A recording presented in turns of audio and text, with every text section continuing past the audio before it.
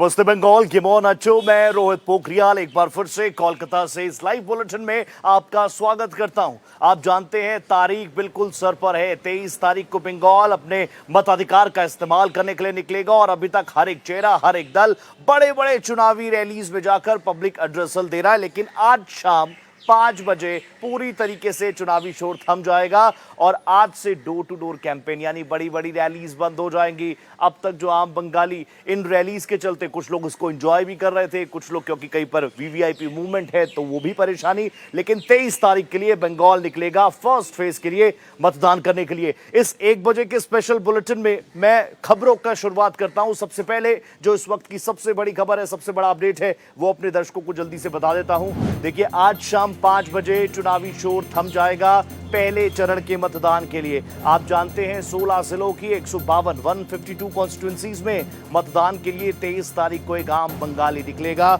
उसके मन में अपने मुद्दे हैं, उसके मन में अपनी बातें हैं, अपनी कुछ उम्मीदें हैं, जिसके लिए बंगाल जो है वो मताधिकार के इस्तेमाल के लिए निकलेगा। 16 जिलों की 152 सीट्स हैं और 4 मई को मतगणना होगी, सब जानते हैं। आज शाम 5 बजे चुनावी शोर पूरी तरीके से थम जाएगा फर्स्ट फेज के लिए। फर्स्ट फेज के लिए आज से शाम 5 बजे से साइलेंस पीरियड शुरू हो जाएगा, पूरा ड्राई डे हो जाएगा और आप जानते हैं इसके बाद तरीका बदल जाता है। 48 घंटे पहले से सारी चीजें बंद हो जाती हैं और फिर door to door campaign, door to door प्रत्याशी जाकर वोट मांग सकते हैं। लेकिन ये जो बड़ी बड़ी रैलीज, टीवी पर एड्रेसल्स, बड़ी बड़ी प्रेस कॉन्फ्रेंसेस, बड़ी बड़े मैदानों को बुक करके लोग जो आगे बढ़ रहे थे, लेकिन क्योंकि बंगाल में 2 फेजेस में चुनाव है, इसके अलावा मैं आपको ये भी बता दूं कि तमिलनाडु में भी एक चरण में चुनाव हो जाएगा। तो आज वहां पर भी शाम 5 बजे तमिलनाडु में भी चुनावी शोर पूरी तरीके से थम जाएगा। तो हर एक चेहरा इस वक्त जबरदस्त तरीके से ये कोशिश कर रहा है कि वो ज्यादा से ज्यादा जो 5 बजे का वक्त है उससे पहले लोगों को साथ संवाद कर ले, उनको बता दे कि अगर वो आते हैं, अगर जनता उनको चुनती है तो क्या करेंगी। इसी क्रम में अब सिलसिलेवार तरीके से ब्रेकिंग न्यूज आपके सामने रखता हूं। गृह मंत्री अमित शाह खुद प्रचार प्रसार की कमान संभाले हुए हैं और पिछले कई दिनों से लगातार बंगाल में डटे हुए हैं। अमित शाह ने एक बार फिर से हुंकार भरी है और सीधा सीधा चैलेंज किया है ममता बनर्जी को, टीएमसी को। कहा कि इस बार बंगाल जो है अपना मैंडेट परिवर्तन के लिए लेकर आ रहा है। पलटानो दरकार, बीजेपी सरकार, इस नारे के साथ खुद भारतीय जनता पार्टी के तमाम बड़े चेहरे लोगों के बीच पहुंच रहे हैं और पार्टी के बड़े फेजेस में से एक आप जानते हैं गृह मंत्री जी दार्जिलिंग में मौजूद रहे। जो तस्वीरें भी आप देख रहे होंगे, वो कह रहे हैं, पूरे कॉन्फिडेंट हैं कि इस बार बंगाल में कमल खिलने वाला है। कह रहे हैं टीएमसी का गुंडाराज नहीं चलने वाला। दशकों पुरानी जो गोरखा समस्या है, देखिए कई बार मीटिंग्स भी हुई हैं दिल्ली से लेकर, कई गोरखा चेहरे जो है जो इस आंदोलन से जुड़े रहे हैं लंबे वक्त तक, जिनकी अपनी कुछ मांगे हैं सेफ्टी, सिक्योरिटी और उनके एनहेंसमेंट एस्टेब्लिशमेंट्स को लेकर लगातार दिल्ली तक गृह मंत्री जी से मुलाकात हुई। लेकिन अमित शाह जी ने भी साफ तौर पर कहा कि जो गोरखा प्रॉब्लम है उसका भी जल्द से जल्द सोल्यूशन अगर कुछ आ सकता है तो वो केंद्र सरकार ही लाएगी। और दार्जिलिंग से एक बार फिर से ममता बनर्जी को किस तरीके से चैलेंज किया, सुनिए जरा एक बार गृह मंत्री अमित शाह को। मगर पूरे बंगाल में घूमता आज अंतिम दिन पहाड़ पर आया हूं। मैं आपको बताना चाहता हूं, इस बार बंगाल में भारतीय जनता पार्टी की सरकार बनने जा रही है। हम पर जुर्म ढाने वाली दीदी को, ममता दीदी को टाटा बाय बाय कहने का टाइम हो गया है भाई। और मैं आज ढेर सारी उत्तर बंग, दार्जिलिंग और सिलीगुड़ी के लिए बात करूंगा, मगर सबसे पहले एक बात करने आया हूं कि बंगाल की सरकार भाजपा की बनते ही 6 माह में हर गोरखा के मुंह पर संतोष वाली हंसी हो, ऐसा समाधान हम निकाल लेंगे। कांग्रेस, टीएमसी, ये सब ने दार्जिलिंग के साथ भी अन्याय किया है और मेरे देशभक्त गोरखा भाइयों के साथ भी अन्याय किया है। मैं 9 साल से यहां आता हूं।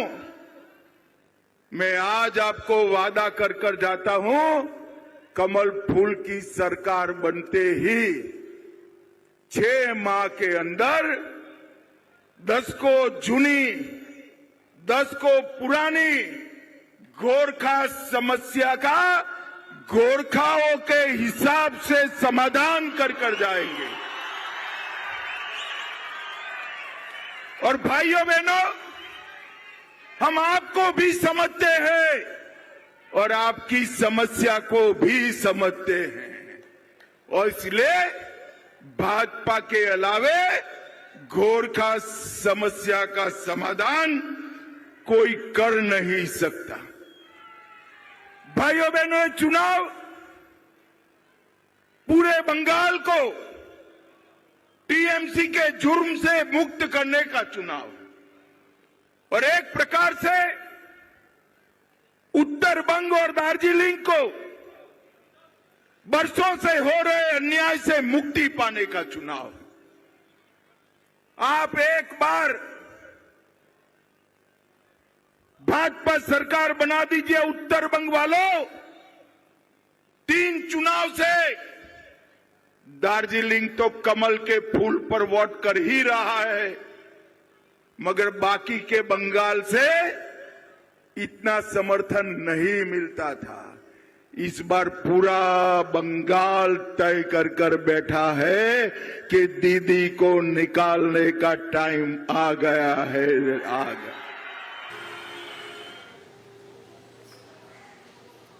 तो आपने सुना गृह मंत्री अमित शाह को। इसके अलावा बंगाल में हर एक बड़ा चेहरा लगातार बड़े बड़े पब्लिक एड्रेसल दे रहा है, जनता को यह बता रहा है कि वो जरूरी है और बंगाल भी जरूरी है।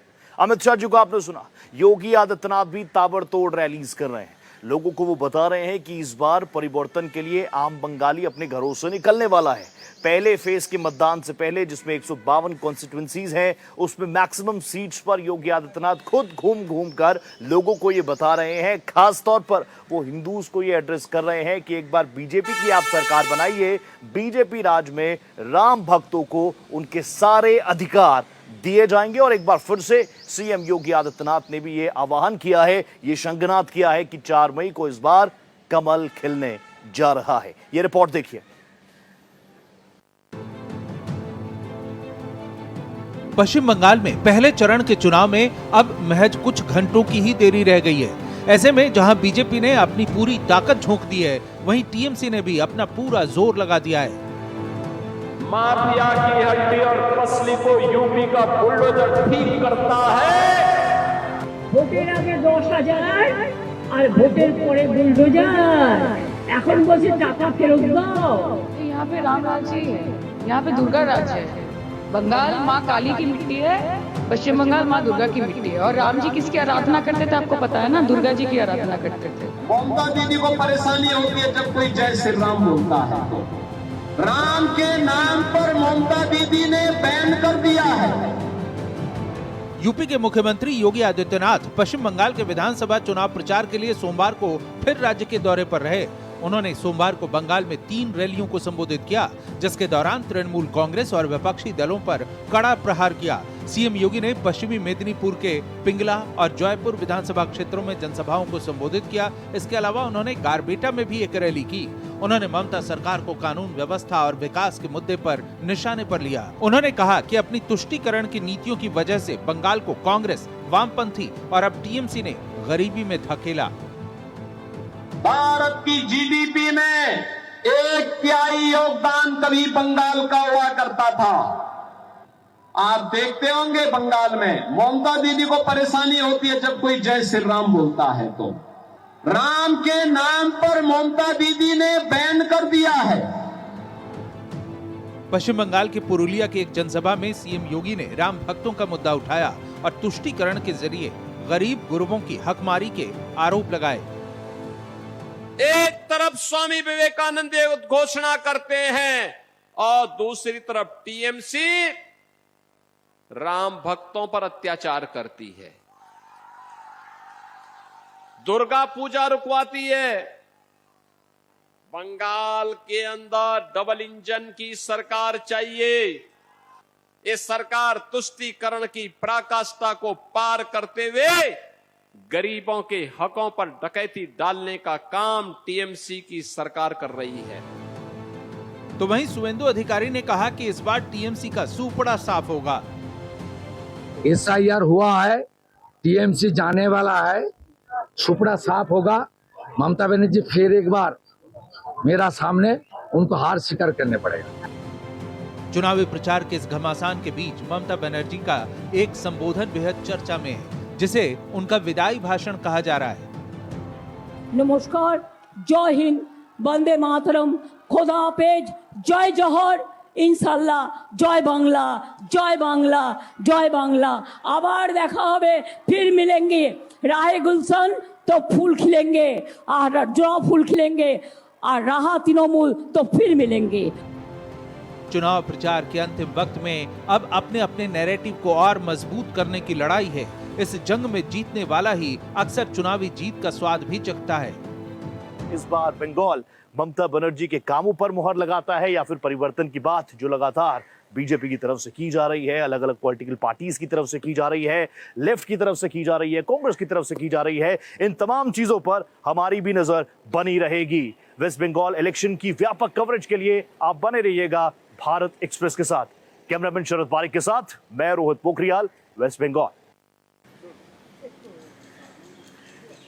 तो अब से कुछ घंटों की बात है जब आप देखेंगे फर्स्ट फेज के लिए चुनावी शोर पूरी तरीके से थम जाएगा। बंगाल भी पूरी तरीके से तैयार है। मैं आपके सामने ग्राफिकली कुछ डिटेल्स भी रख देता हूं कि फर्स्ट फेज में कौन कौन सी कितनी कॉन्स्टिट्यूएंसीज हैं, कितने प्रत्याशी हैं, कितने वोटर्स हैं, वो डिटेल आपके सामने आपकी टीवी स्क्रीन पर हम फ्लैश करते हैं। देखिए, पहला चरण जो है, फर्स्ट फेज जो है वो 23 तारीख को है, जिसमें 16 जिले की 152 कॉन्स्टिट्यूएंसीज में मतदान होगा। मतगणना आप जानते हैं 4 तारीख को, और फर्स्ट फेज के लिए इन 152 सीटों के लिए 1478 प्रत्याशी अपनी किस्मत आजमा रहे हैं, चुनावी रण में उतरे हुए हैं। मतदाता क्या है फर्स्ट फेज में? 3,60,77,171, जिनमें से 1,84,99,496 पुरुष मतदाता हैं। तो वहीं महिला मतदाताओं का आंकड़ा भी आपके सामने हमने रखा है, 1,75,77,210, और उसमें ट्रांसजेंडर मतदाता जो है उनका आंकड़ा है 465 का। तो पहले फेज के लिए पूरी तरीके से बंगाल तैयार है। 1,478 प्रत्याशी चुनावी रण में उतरे हुए हैं। 3,60,77,171 ये वो जनसंख्या है जो अपने मत का इस्तेमाल करेगी। तो फेज 1 के लिए, चरण 1 के लिए, पहले चरण के लिए पूरी तरीके से तैयार है इस बार बंगाल की जनता और इलेक्शन कमीशन ऑफ इंडिया। अब पश्चिम बंगाल विधानसभा चुनाव, पहला चरण जो है 152 विधानसभा सीटें, 16 जिले की। उत्तर बंगाल के इसमें 8 जिले आते हैं, दक्षिण बंगाल के 3 जिले हैं, जंगल महल अंचल के 5 जिले हैं। तो ये आप देख लीजिए, उत्तर, दक्षिण और जंग महल अंचल के 8, 3 और 5 जिले, टोटल 16 जिले हैं। 152 कॉन्स्टिट्यूएंसीज में फर्स्ट फेज के लिए मतदान करने के लिए, अपने मताधिकार का इस्तेमाल करने के लिए लोकतंत्र के इस महापर्व में अपनी भागीदारी जरूर सुनिश्चित कीजिएगा। तो ग्राफिकली मैं आपके सामने पूरी डिटेल रख रहा हूं, कहां पर कितनी कॉन्स्टिट्यूएंसीज हैं, कहां पर चुनाव है। अगला ग्राफिक भी अगर आपके सामने आया तो आप देखिए, फर्स्ट फेज में 152 विधानसभा सीट है। और अब मैं आपको बता देता हूं जिले वाइज। मुर्शिदाबाद की 22 सीटों पर चुनाव होगा। पूर्व मेदिनीपुर की 16 सीटें हैं, पश्चिम मेदिनीपुर की 15 सीटें हैं, मालदा और बांकुड़ा की 12-12 सीटें, वीरभूम की 11 कॉन्स्टिट्यूएंसीज में फर्स्ट फेज में कवर इनको किया जा रहा है। आ जाइए वर्धमान की तरफ। पश्चिम वर्धमान में 9 कॉन्स्टिट्यूएंसीज हैं जो फर्स्ट फेज में चुनाव कवर किए जा रहे हैं। तो अभी आंकड़े आपके सामने हैं, तमाम डिटेल आपके सामने। बांकुड़ा में 12 सीटें हैं। बांकुड़ा के बाद आ जाइए आप आगे वीरभूम में 11 कॉन्स्टिट्यूएंसीज हैं जो फर्स्ट फेज में कवर किए जा रहे हैं। फिर उसके बाद आ जाइए आप कूच बिहार की 9 विधानसभा सीटों के लिए फर्स्ट फेज में यानी 23 तारीख को मतदान करने के लिए जनता जनार्दन अपने घरों से निकलेगी।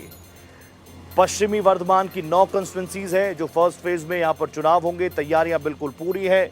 पुरुलिया इस बार की आप देख सकते हैं काफी हॉट सीट, काफी टेम्परेचर पारा, पॉलिटिकल पारा यहां पर बढ़ा हुआ है। पुरुलिया में खुद प्रधानमंत्री से लेकर चीफ मिनिस्टर ममता बनर्जी हर कोई यहां पर पहुंचा। पुरुलिया की 9 सीटें। उत्तरी दिनाजपुर आ जाइए, 9 यहां पर सीटें हैं। 9 कॉन्स्टिट्यूएंसीज पर फर्स्ट फेज में मतदान होगा। उसके बाद आप आ जाइए दक्षिण दिनाजपुर में, जहां पर 6 कॉन्स्टिट्यूंसीज हैं और एक ही फेज में यहां पर पूरा चुनाव हो जाएगा, यानी 23 तारीख को। जलपाईगुड़ी की 7 विधानसभा सीटें हैं जिसके मतदान होगा 23 तारीख को। जनता पूरी तरीके से तैयार है। अलीपुरद्वार की भी 5 विधानसभा सीटें फर्स्ट फेज में कवर हो जाएंगी। दार्जिलिंग, जहां से आपने देखा अभी जिस तरीके से हुंकार भर रहे थे, और दार्जिलिंग में दीदी भी पहुंची हुई थी, तो दार्जिलिंग की 5 सीटें हैं विधानसभा की। 5 की 5 सीटों पर 23 तारीख को मतदान संपन्न हो जाएगा। झाड़ग्राम की 4 सीटें हैं विधानसभा की, और कलीपोंग की 1 विधानसभा सीट के लिए 23 तारीख को। तो ये टोटल सीट्स 152 का आंकड़ा, जो कि अब आप देखिए भारतीय जनता पार्टी इस बार अग्रेसिव अंदाज में नजर आ रही है। क्यों? क्योंकि भारतीय जनता पार्टी की सरकार तो है नहीं, अब तक भारतीय जनता पार्टी को मौका तो दिया नहीं, लेकिन बंगाल की देवतुल्य जनता ने अब तक किन किन पार्टीज को कितने वर्षों तक मौका दिया, वो मैं जल्दी से आपको बता देता हूं। देखिए, आजादी के बाद से 1947 में कांग्रेस का नेतृत्व मिला और ये 30 सालों तक चला, 1977 तक। इसके बाद 1977 में सरकार का बदलाव हुआ और लेफ्ट जो है वो पश्चिम बंगाल में सरकार बनाता है। 1977 से साल 2011 तक लेफ्ट ने पश्चिम बंगाल पर राज किया। 34 सालों का ये पूरा पीरियड रहा। 2011 में आप जानते हैं बड़े बदलाव के साथ, बड़े परिवर्तन के साथ ममता बनर्जी जी ने सरकार का गठन किया, और 2011 से अब तक back to back 3 consecutive time chief minister के तौर पर पश्चिम बंगाल को सर्व किया ममता बनर्जी ने। लेकिन बीजेपी अब कह रही है आपने सबको मौका देख लिया, इस बार आप बीजेपी को मौका दीजिए। सबसे इंपॉर्टेंट फैक्टर इस बार का रहने वाला है एम फैक्टर, महिला फैक्टर। लेकिन 2021 के पश्चिम बंगाल विधानसभा चुनाव में इस फैक्टर ने किसको कितना प्रतिशत वोट दिया वो भी आपके सामने रख दिया है ग्राफिकली। देखिए, 2021 के बंगाल चुनावों में अगर आप महिला वोटर्स का प्रतिशत देखेंगे तो लगभग आधी आबादी ने 50% महिलाओं ने अपना मत दिया था टीएमसी को, और 37% महिलाओं ने अपना नेतृत्व दिया था, विश्वास दिखाया था बीजेपी को।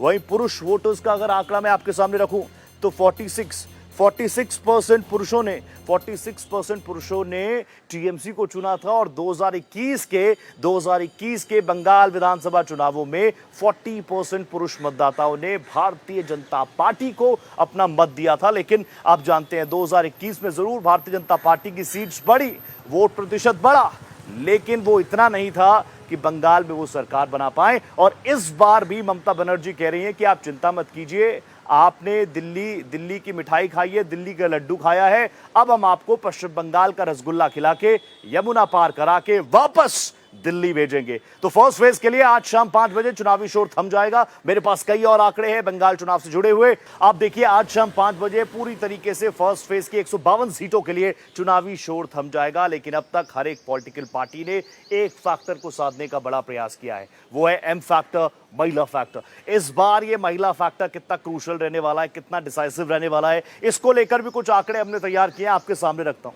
एक बड़ा सवाल है कि इस बार ये महिला वोट, ये महिला फैक्टर किस तरफ अपने रुझान दिखा रहा है, क्योंकि दोनों ही पार्टियां, आप देखिए अभी लड़ाई जो है टीएमसी वर्सेस बीजेपी है। तो टीएमसी कह रही है कि हम आपको 1000 रुपए तो दे ही रहे हैं, अगर आप हमारी सरकार बनाते हैं, चौथी बार टीएमसी की सरकार बनती है, तो हम आपको 1500 रुपए देंगे, महिलाओं को 1500 रुपए देंगे। तो वहीं अमित शाह जो कि खुद गृह मंत्री जी लगातार डटे हुए हैं यहाँ पर, उन्होंने मैनिफेस्टो पर बड़ी मेहनत की, उन्होंने भी महिलाओं से कई वादे किए हैं। वादा है 3000 रुपए देंगे, महिला है कि जो प्रेग्नेंट लेडीज हैं उनको 21,000 रुपए की आर्थिक सहायता मिलेगी, बस में जो ट्रैवल होगा महिलाओं का फ्री होगा, और यहां तक कि बंगाल में जो नौकरियां होंगी उसमें 33% का आरक्षण हम महिलाओं को देंगे। तो आप समझ रहे हैं दोनों तरफ से महिला वोटर्स को साधने के लिए, आधी आबादी को साधने के लिए बड़े बड़े वादे, बड़े बड़े दावे किए जा रहे हैं। लेकिन देखना होगा क्योंकि ये काफी डिसाइसिव इस बार रहने वाला है।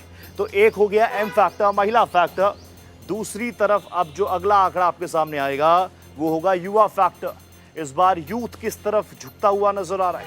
जो फर्स्ट टाइम वोटर्स हैं, जिनके हाथों में मोबाइल फोन हैं, जो जेनजीज हैं, जो सोशल मीडिया का इस्तेमाल करते हैं, जो सोशल मीडिया पर हर एक खबर न्यूज चैनल पर आने से पहले जो सोशल मीडिया पर सर्कुलेट होती है, वो किस तरफ, युवा वोट किस तरफ जाएगा वो भी आप देख लीजिए, क्योंकि युवाओं से भी हर कोई वादा कर रहा है। ममता बनर्जी जी कह रही हैं 1500 रुपए देंगे। तो अमित शाह जी ने अपनी मैनिफेस्टो में ये कहा है कि अगर हमारी सरकार आप बनवाते हैं तो आपको 3000 रुपए भत्ता देंगे। जो बेरोजगार युवा है उनको 3000 रुपए का बेरोजगारी भत्ता मिलेगा। 1 करोड़ नौकरियां देने का टारगेट उन बीजेपी ने रखा है। साथ ही जो भी सरकारी पद है जिनमें जिनको भरने का जिनको फिल करने की बात बीजेपी कह रही है उसमें भी पूरी तरीके से ट्रांसपेरेंसी होंगी। अब एक और बड़ा फैक्टर है, वो है एसआईआर फैक्टर। आप समझिए अगर किसी स्टेट से 91 लाख के आसपास वोट कट जाएं तो क्या इसका सीधा इंपैक्ट नहीं पड़ेगा। अब मैं आपको कुछ आंकड़े जो एसआईआर के बाद चीजें सामने आई हैं वो आपके सामने रखता हूं। देखिए 10,000 से कम मार्जिन वाली कितनी सीटें हैं, वो है 69 सीट्स, 69 सीट। 10 से 20,000 मार्जिन वाली यानी हार जीत पर जहां पर फैसला होता है 10,000 वोटों से, 20,000 वोटों से, ऐसी है 64 सीटें। 20 से 30,000 मार्जिन वाली सीट्स का आंकड़ा है 62, 62।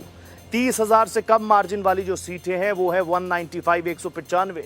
और ये फैक्टर मैं आपको इसलिए बता रहा हूं क्योंकि ऑन एन एवरेज अगर आप देखेंगे कि हर एक सीट पर कितना ऑन एन एवरेज वोट कटे, वो है 30,000। 30,000 वोट हर एक सीट पर ऑन एन एवरेज कटे हैं। आप समझ लीजिए 10,000 से कम मार्जिन वाली सीट्स पर ऑन एन एवरेज अगर 30,000 तो ये कितना डिसाइसिव है। कई ऐसी सीट्स पिछली बार के चुनावों में भी रही, देखने को मिली जिनमें हार जीत का मार्जिन महज 10,000 था, कहीं पर 5,000 था। तो ममता बनर्जी साफ तौर पर कह रही हैं, वो एसआईआर का हिसाब किताब दे रही हैं, वो बता रही हैं कि इन्होंने इलेक्शन कमीशन ऑफ इंडिया के साथ उनको सेट करके 90 लाख वोटर्स को हटा दिया है लिस्ट से। इसमें वो बता रही हैं कि 60 लाख तो हिंदुओं के नाम कट गए हैं। ये बीजेपी वो पार्टी है जो हिंदुओं की तो बात करती है लेकिन वोट किसके काटे, हिंदुओं के वोट काटे। 90 लाख में से 60 लाख वोट हिंदुओं के कटे, ये परसेंट है 67%। मुस्लिम वोट कटे 30 लाख, ये है 33%। और ऐसे में आप देख लीजिए यहां से भी नैरेटिव गेम लगातार जनता के सामने रखने का प्रयास हर एक दल कर रहा है।